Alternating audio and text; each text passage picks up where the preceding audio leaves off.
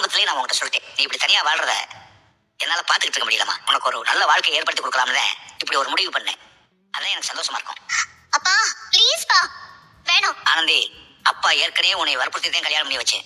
அந்த வாழ்க்கை தப்பா போச்சு. இப்ப அந்த தப்பையே நான் திரும்ப பண்ணக்கூடாதுன்னு இருக்கேன். இருந்தாலும் இந்த சம்பந்தம் என்னவோ எனக்கு சரிப்பட்டு வரும் தான் தோணுது. நீதே இதுல ஒரு நல்ல முடிவா இருக்கணும். இல்லப்பா, என்னால முடியாது. அம்மா ஆனந்தி, தயவு செஞ்சு இந்த விஷயத்துல என்ன வற்புறுத்தாதீங்க. ஆனந்தி, ஆனந்தி,